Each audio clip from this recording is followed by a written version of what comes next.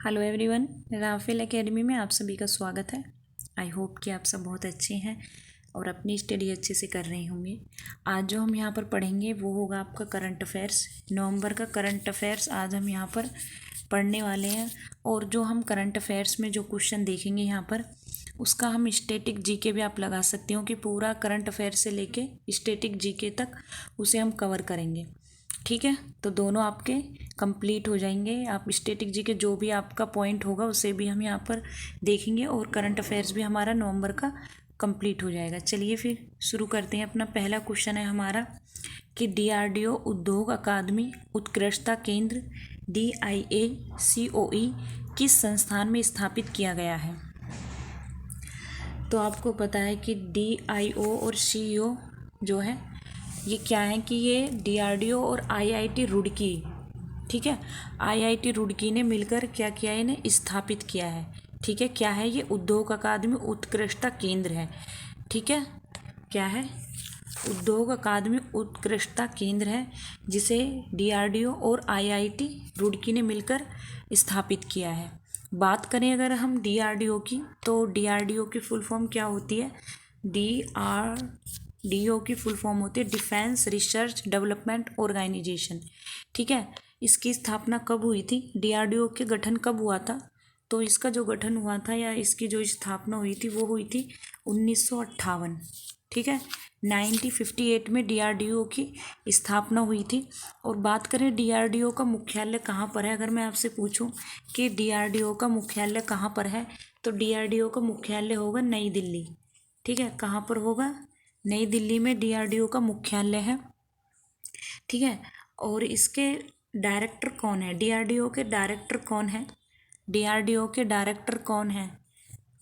तो DRDO के director हैं उपेंद्र सिंह कुमार। ठीक है, डॉक्टर उपेंद्र सिंह कुमार जो हैं वो DRDO के क्या हैं? डायरेक्टर हैं। ठीक है, नेक्स्ट क्वेश्चन देखेंगे हम। इसकी बात करूं कि DIOCO ये जो है ये क्यों स्थापित किया गया है, तो ये आपको क्या करेगा, जो कि आपके जो इन दोनों ने आपस में मिलके इसे बनाया है, तो इसे क्या करेंगे, जो अनुसंधान और कार्य क्षेत्र हैं, ठीक है, जो अनुसंधान से रिलेटेड, ठीक है, अनुसंधान और कार्य जो क्षेत्र हैं जिनमें आपके जो बहुविषयक क्षेत्र होते हैं निर्देशित और बुनियादी, ठीक है, उनके जो अनुसंधान है उनकी क्या करेंगे, उनके लिए सुविधा प्रदान करेंगे। ठीक है, उनकी क्या होगी? सुविधा प्रदान करेंगे। और इसकी बात करो COE, ठीक है, ये क्या है? COE का मतलब सेंटर ऑफ एक्सलेस। ठीक है, सेंटर ऑफ एक्सलेस की बात करें तो ये क्या है? ये उन्नत जो रक्षा प्रौद्योगिकी है उसके लिए बहुत ज़्यादा क्या है, ये इसके लिए स्थापित किया गया है। ठीक है, जो उन्नत रक्षा प्रौद्योगिकी अनुसंधान की सुविधा के लिए इसे, ताकि इसमें क्या है आगे प्रगति बढ़े, इसलिए किस किस में आपको IIT रुड़की ने क्या किया है कि स्टार्टअप उद्योग और देश के जितने भी अन्य संस्थानों में जो अकादमियाँ जो उनके शोधकर्ता हैं, ठीक है, उनके संकायों के साथ भी ये क्या करेगा, सहयोग कर पाएगा। ठीक है, तो कहीं ना कहीं ये हमें इसके लिए इसे क्या किया गया है, स्थापित किया गया है। ठीक है, उन्नत रक्षा प्रौद्योगिकी के लिए। नेक्स्ट क्वेश्चन देखते हैं। अच्छा, ये मैं आपको यहाँ पे भी डिफाइन कर देती हूँ, यहाँ पे भी इसका एक्सप्लेनेशन दिया हुआ है कि रक्षा मंत्रालय भारत सरकार ने भारतीय प्रौद्योगिकी संस्थान रुड़की IIT रुड़की में DRDO उद्योग अकादमी उत्कृष्टता केंद्र DIACOE स्थापित करने की मंजूरी दी है। ठीक है, अगर बात करें सुविधा की तो DRDO भारत सरकार से वित्तीय सहायता प्राप्त होगी और प्रमुख अनुसंधान जो क्षेत्र हैं उनमें शामिल है, क्या क्या शामिल है उनमें?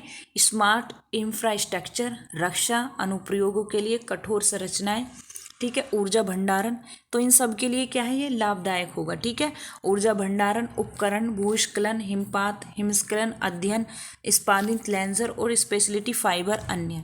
ठीक है, तो इन सब के लिए क्या होगा, ये लाभदायक है। ठीक है, इन सब के लिए इसे बनाया गया है। नेक्स्ट क्वेश्चन देखते हैं, RBI से है। नेक्स्ट है आपको पता होगा पायलट प्रोजेक्ट के बारे में।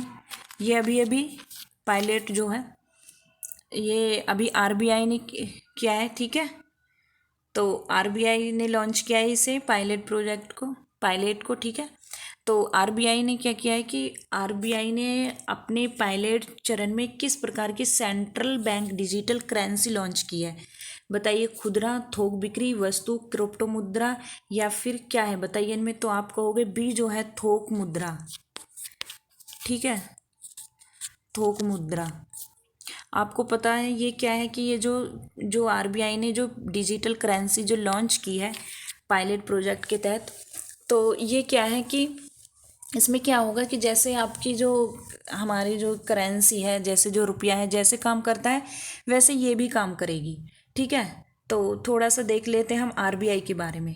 ठीक है, अगर मैं आपसे पूछूं कि आरबीआई की स्थापना कब हुई थी, अगर मैं आपसे पूछूं कि आरबीआई की स्थापना कब हुई थी, तो आप बताओगे कि 1 अप्रैल 1935 में क्या हुआ था। 1 अप्रैल 1935 में 1 अप्रैल 1935 में आरबीआई की स्थापना हुई थी।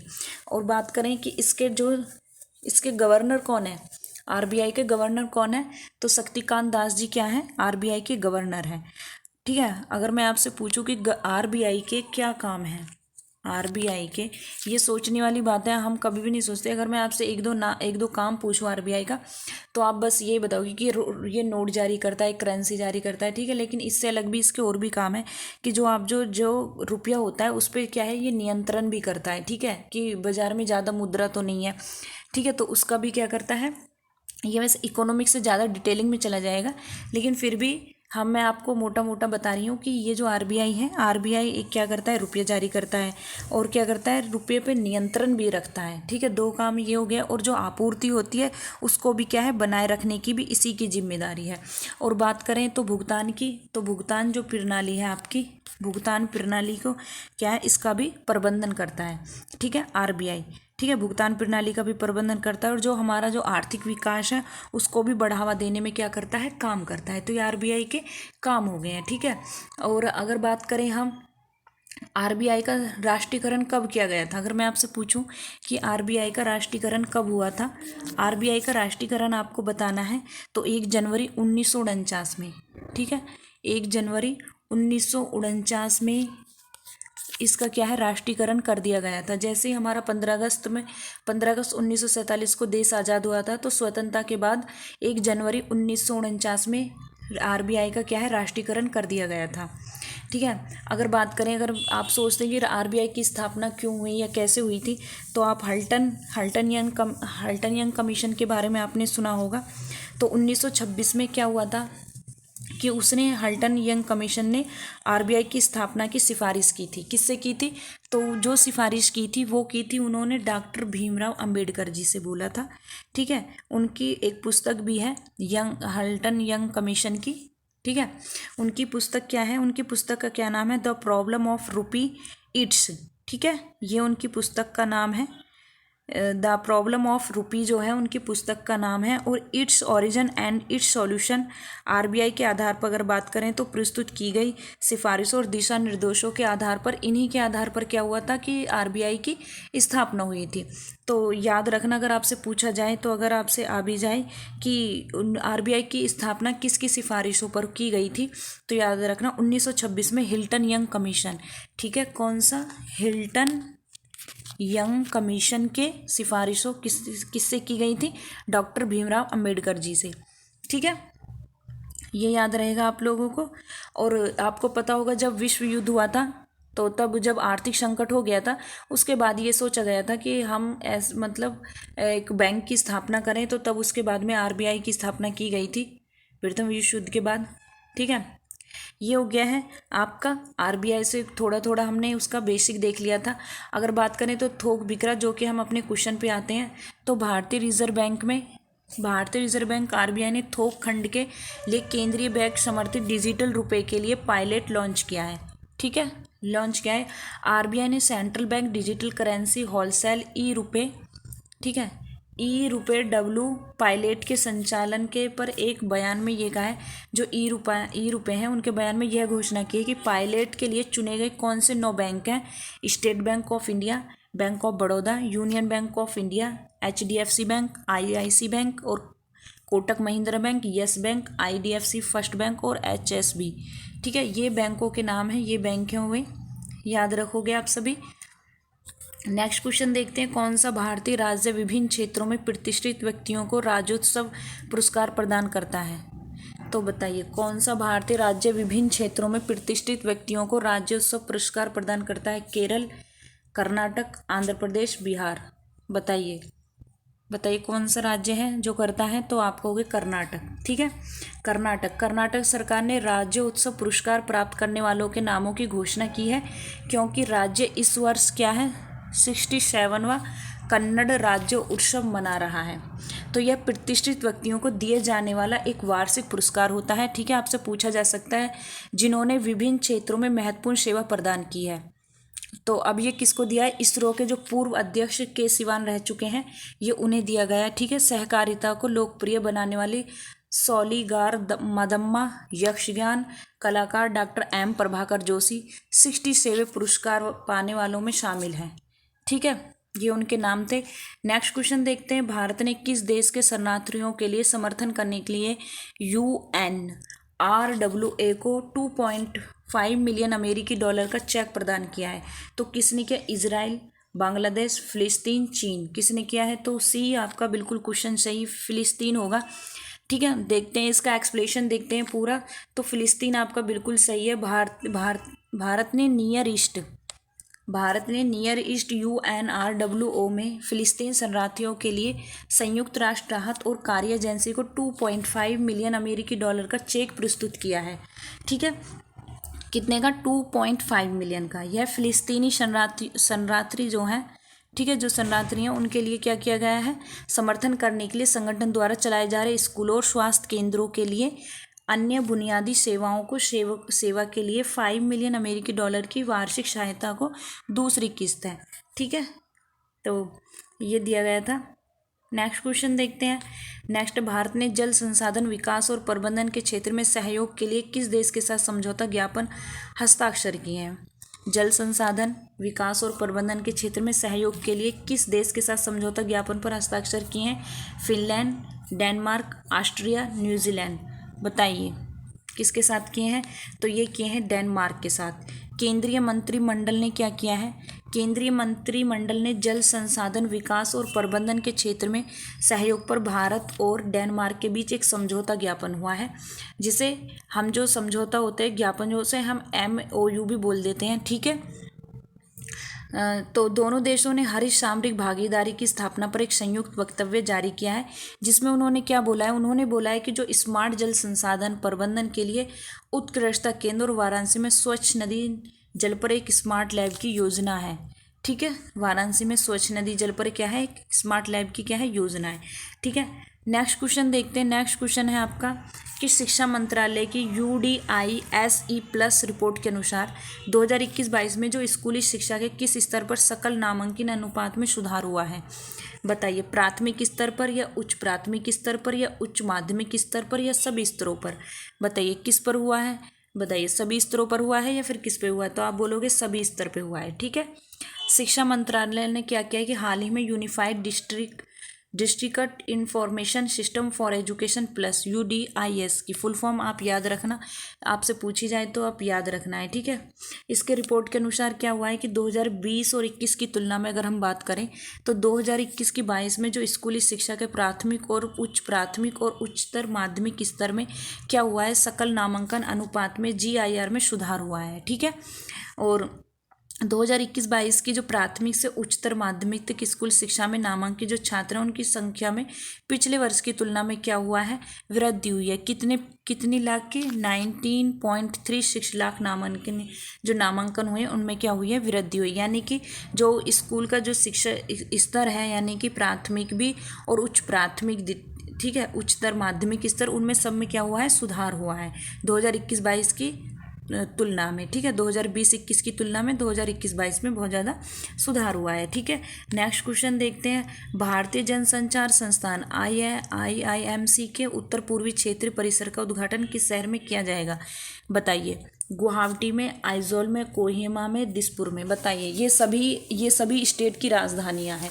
आप यहाँ से क्या है? राजधानी भी याद कर सकते हो। अगर मैं पूछूँ गुवाहाटी किसकी राजधानी है? बताइए गुवाहाटी किसकी राजधानी? अगर मैं आपसे पूछूं, आपका यहाँ पे क्या है? एक क्वेश्चन, ये चारों क्वेश्चन आपके यहाँ से आज क्लियर हो जाएंगे। ठीक है, स्टैटिक GK का जो पोर्शन है वो भी आपका पूरा हो जाएगा। अगर मैं बात करूँ गुवाहाटी की, आइजॉल की, कोहिमा, दिसपुर, बताइए दिसपुर किसकी राजधानी है? बताइए किसकी, दिसपुर किसकी राजधानी है? किसकी राजधानी है दिसपुर? बताइए किसकी है? आइजॉल किसकी है? कोहिमा किसकी है? दिसपुर किसकी है? तो दिसपुर जो राजधानी है वो किसकी है? बताइए किसकी है? असम की। ठीक है, असम की राजधानी क्या है? दिसपुर है, याद रखना। कोहिमा किसकी है? कोहिमा आपकी नागालैंड की है। ठीक है, कोहिमा किसकी है? आपकी नागालैंड की। आइजॉल किसकी है? आइजॉल बताइए मिजोरम की है। ठीक है, आइजॉल किसकी है? मिजोरम की। और गुवाहाटी किसकी है? बताइए गुवाहाटी आप बताओगे, ठीक है, कमेंट करके। ठीक है, तो भारतीय जनसंचार में आईएमएस के उत्तर पूर्वी क्षेत्रीय परिसर का उद्घाटन किस शहर में किया गया है? गुवाहाटी, आइजॉल, कोहिमा, दिसपुर, चारों ही क्या है? राजधानियां हैं। ठीक है, स्टेट की। तो आइजॉल किसकी है? मिजोरम की है आइजॉल। और आपकी कोहिमा किसकी है? नागालैंड की है। और दिसपुर किसकी है? असम की है। ठीक है, याद रखोगे। और आपको गुवाहाटी आप बताओगे। ठीक है, तो आइजॉल में हुआ है। इसका उत्तर बी आपका बिल्कुल सही हो जाएगा। बी बिल्कुल सही है। भारत के राष्ट्रपति ने आइजॉल में भारतीय जनसंचार संस्थान आईआईएमसी के उत्तर पूर्वी क्षेत्रीय परिसर का क्या किया है? उद्घाटन किया है। ठीक है, राष्ट्रपति ने इस अवसर पर मिजोरम विश्वविद्यालय एमजेयू के दीक्षांत समारोह में भाग लिया है। और उन्होंने क्या किया? शिक्षा से संबंधित विभिन्न परियोजनाओं का भी उद्घाटन किया है। जो आइजॉल में भारतीय जनसंचार संस्थान आईआईएमसी का एक स्थायी परिसर होगा। ठीक है, जब तक जनसंचार संस्थान आपका जनसंचार सही नहीं होता है तो वहाँ पर क्या है कि जो भी आपकी योजनाएं होती हैं वो भी क्या है? सही से पहुँच नहीं पाती हैं। अगर हमारा संचार जो जनसंचार होगा वो अच्छा होगा तो जितनी भी परियोजनाएं वहाँ पे अगर हम देखें कि बिल्कुल ग्राउंड लेवल पे बहुत अच्छे से काम करती हैं फिर। ठीक है, नेक्स्ट क्वेश्चन है, भारत में गंगा उत्सव किस महीने में मनाया जाता है? बताइए किस महीने में मनाया जाता है भारत में गंगा उत्सव? अक्टूबर, नवंबर, दिसंबर, अप्रैल। तो ये मनाया जाता है आपका नवंबर में। कब मनाया जाता है? नवंबर में मनाया जाता है। देखते हैं, राष्ट्रीय स्वच्छ गंगा मिशन एनएमसीजी जल शक्ति मंत्रालय ने 4 नवंबर को बनाया है। ठीक है, 2022 को नई दिल्ली में गंगा उत्सव द रिवर फेस्टिवल 2022 का आयोजन कर रहा है। एनएमसीजी 2017 से हर साल, याद रखना, अगर आपसे पूछा जाए कि कब से मनाया जा रहा है तो 2017 से मनाया जा रहा है। ये बात आपको याद रखनी है। और 4 नवंबर को क्या है? मनाया जाता है गंगा उत्सव। गंगा उत्सव 2022 का एक मुख्य उद्देश्य क्या है? अगर बात करें इसके उद्देश्यों की तो जो हमारी नदियां हैं उनका जो है जश्न मनाना और भारत में नदी घाटियों में नदी के कायाकल्प के महत्व पर जागरूकता फैलाना है, ताकि हमें क्या हो कि जो हमारी नदियां हैं उनका जो कायाकल्प है उनमें जागरूकता फैलाएं लोगों के साथ। ठीक है, उन्हें कैसे साफ स्वच्छ रखा जाए नदी के जल पानी को। ठीक है, याद रखना। नमामि गंगे की बात करें, बताइए कब शुरू किया गया था नमामि गंगे? आप मुझे बताओगे नमामि गंगे कब शुरू किया गया था? ठीक है, नेक्स्ट क्वेश्चन देखते हैं।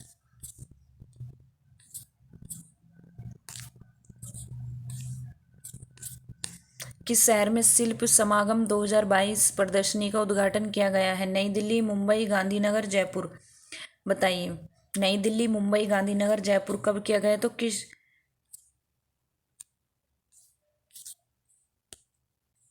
तो ये आपका किया गया है नई दिल्ली में। ठीक है, याद रखना कहाँ किया गया है? नई दिल्ली में किया गया है।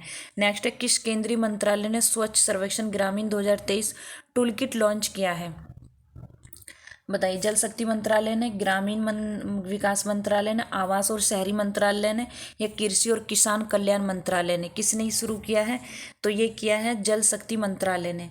पेयजल और स्वच्छता विभाग DDWS जल शक्ति मंत्रालय ने कितना? 7वें भारत जल सप्ताह के दूसरे दिन ग्रामीण वॉश पार्टनरशिप आगे की राह पर तकनीकी सत्र क्या किया है? आयोजित किया गया है। ठीक है, वॉश का मतलब क्या होता है? वॉश का मतलब water sanitation and hygiene wash है, जो केंद्रीय जल शक्ति मंत्री ने स्वच्छ सर्वेक्षण ग्रामीण SSG 2023 के लिए टूलीकट और ट्विन पिट टू रेट्रोफिट अभियान के लिए वेब पोर्टल भी क्या किया है? लॉन्च किया है। ठीक है, नेक्स्ट क्वेश्चन देखते हैं। एक कैलेंडर वर्ष में, ठीक है, जो एक कैलेंडर वर्ष में 1000 T20 अंतर्राष्ट्रीय रन बनाने वाले पहले भारतीय खिलाड़ी कौन बन गए हैं? बताइए सूर्य कुमार यादव, हार्दिक पांड्या, रोहित शर्मा, KL राहुल। बताइए कौन बन गए हैं? तो ये बन गए सूर्य कुमार यादव जी। ठीक है, देखते हैं इनका एक्सप्लेनेशन। भारतीय क्रिकेटर सूर्य कुमार यादव एक कैलेंडर वर्ष में, ठीक है, कितना 1000 T20 अंतर्राष्ट्रीय रन बनाने वाले पहले भारतीय खिलाड़ी बने हैं। उन्होंने मेलबर्न में आयोजित जिम्बाब्वे के खिलाफ अंतिम सुपर 12 चरण के मैच में यह उपलब्धि हासिल की है। ठीक है, कहाँ पर की है तो याद रखना जिम्बाब्वे के खिलाफ। ठीक है, अंतिम सुपर में 12 चरण में क्या किया है उन्होंने, ये जो बनाए हैं 1020 अंतर्राष्ट्रीय रन बनाए हैं। इस साल 28 पारियों में सूर्य कुमार ने 44.60 की औसत से 1026 रन बनाए थे। ठीक है, तो ये क्लास होती है यहाँ पर आपकी ख़त्म। मिलते हैं आपसे नेक्स्ट वीडियो में। Thank you so much.